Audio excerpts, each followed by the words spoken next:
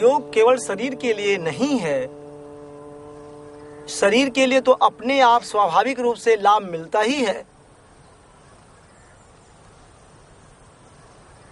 योग का जो मुख्य लक्ष्य है कि हम समाधि को प्राप्त कर जाएं। सर्वे भवन्तु सुखिना तुरंत नहीं आता। सर्वे बाय द साधना।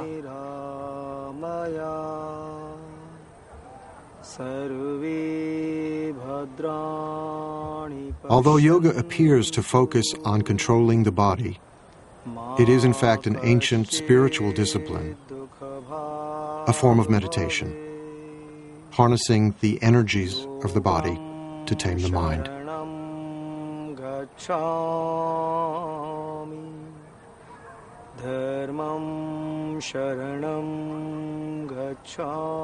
Some yogis learn to sit without moving for hours, breathing more and more slowly until they seem to be barely breathing at all.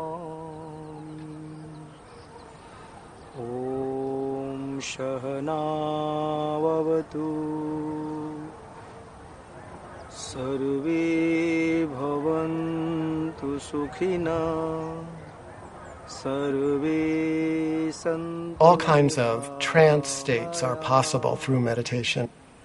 If you hold the mind, if you concentrate the mind on a single object, be it a word or a candle flame or a sound, it's possible to transport the mind into all kinds of interesting places.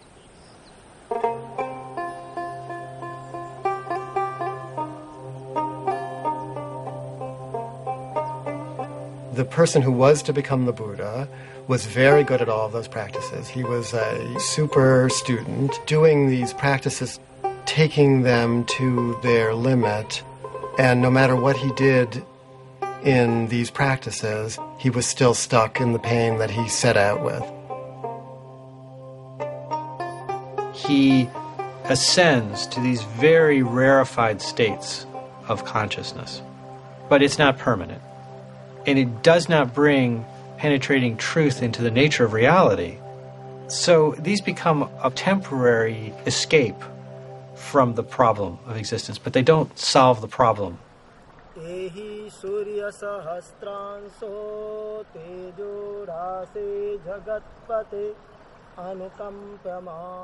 Siddhartha apprenticed himself to another popular guru, but the results were the same. The thought occurred to me, he said later. This practice does not lead to direct knowledge, to deeper awareness. Disenchanted, he left this master too.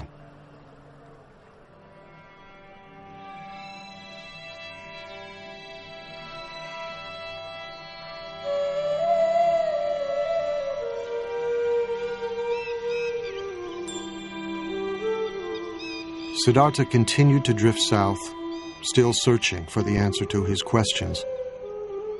Why do human beings suffer? Is there any escape?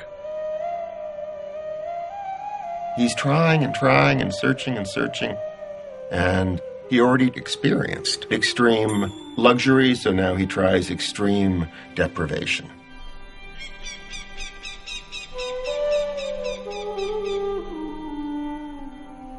Among the renunciants, asceticism was a common spiritual practice, punishing the body as a way to attain serenity and wisdom. Siddhartha fell in with 5 other ascetics, and soon was outdoing them in mortifying the flesh, subjecting his body to extremes of hardship and pain.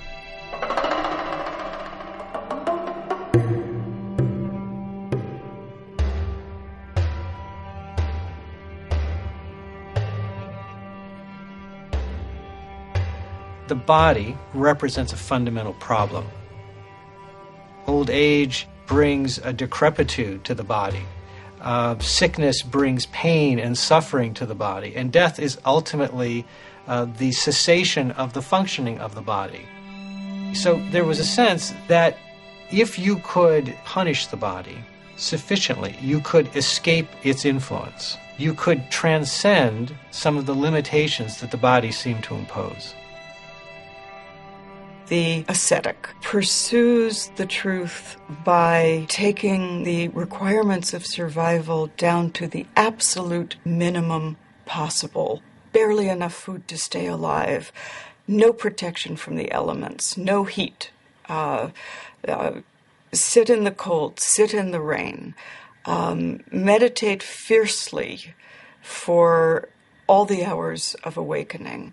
The step of renunciation, of shedding everything, of dying, the feeling that one is dying to one's life as it was, is essential to being reborn as someone who sees.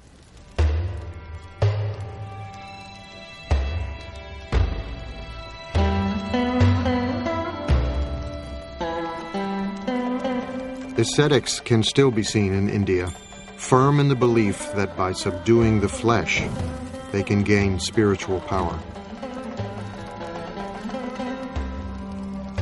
सत्य क्या है?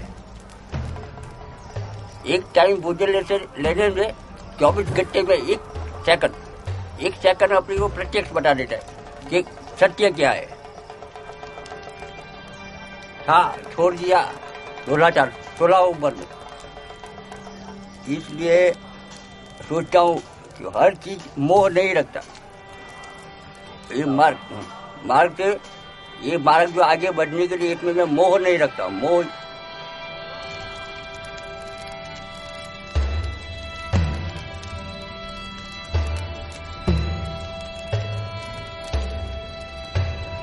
Emaciated, exhausted, Siddhartha punished himself for 6 years, trying to put an end to the cravings that beset him.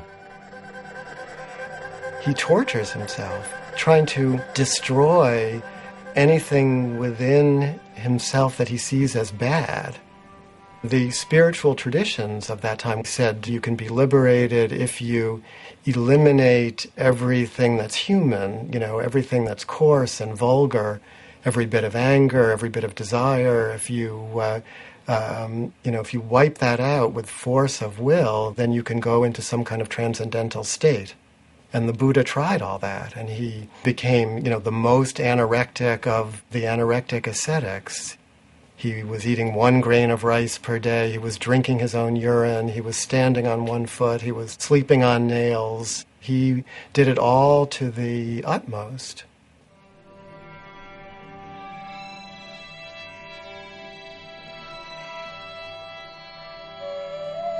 My body slowly became extremely emaciated, Siddhartha said. My limbs became like the jointed segments of vine or bamboo stems. My spine stood out like a string of beads. My ribs jutted out like the jutting rafters of an old abandoned building. The gleam of my eyes appeared to be sunk deep in my eye sockets, like the gleam of water deep in a well. My scalp shriveled and withered like a green bitter gourd, shriveled and withered in the heat and wind.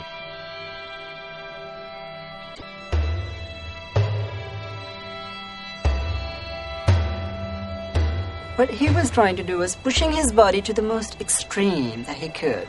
But then he realized that from that, he cannot gain what he wants.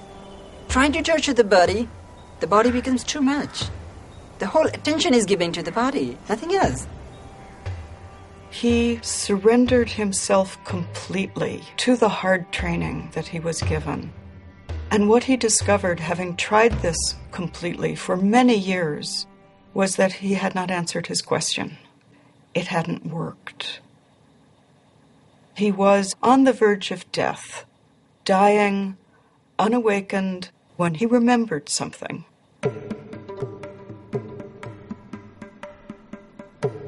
He remembered a day when he was young and sat by the river with his father, and the perfection of the world as it was simply gave itself to him.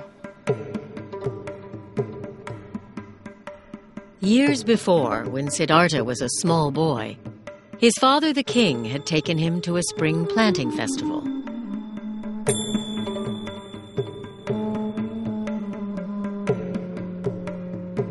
While he watched the ceremonial dancing, he looked down at the grass.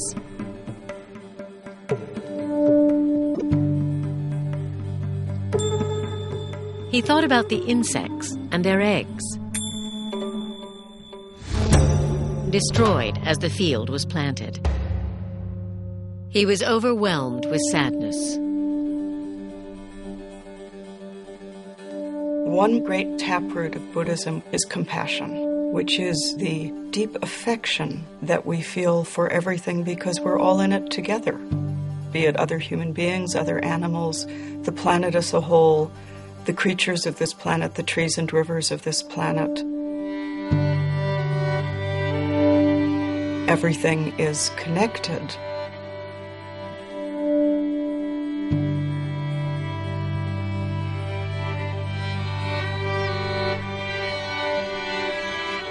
It was a beautiful day. His mind drifted.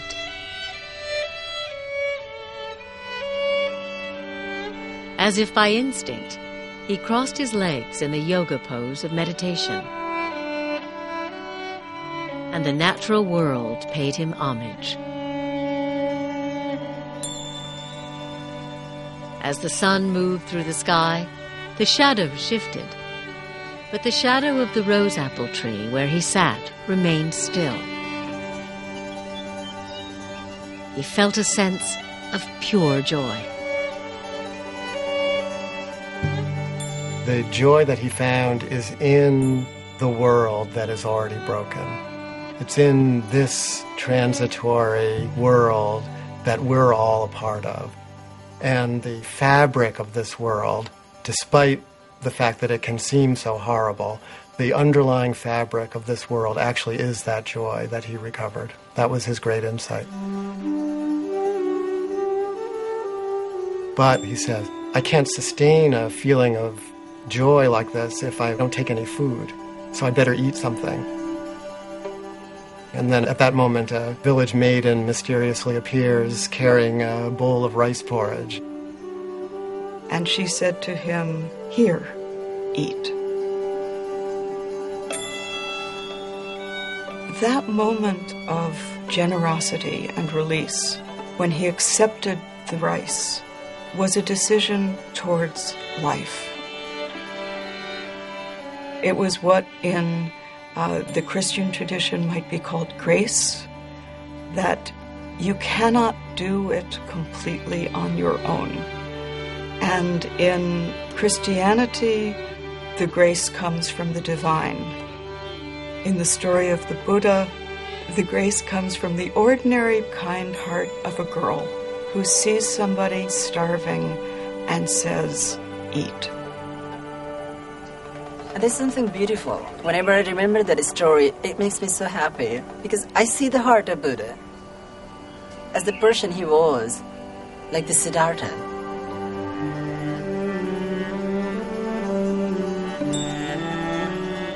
This dish was the dish he used to be fed by his stepmother, rice pudding. He was missing that so much. And then he remembered maybe further and further, and he remembered about his wife, about his son, and the deepest emotions that he had suppressed. They overpowered. They came up. They were still there. He had a feeling of missing. He had a feeling of seeing his son, and a feeling of being near his loved ones. They were so powerful. Oh, this must have soaked his whole entire being. He was actually an utter failure. He had been clinging to the path of asceticism, and when he took the food, what followed was a return of his original question. Life is painful. Life involves change. This is still a problem. The problem didn't disappear.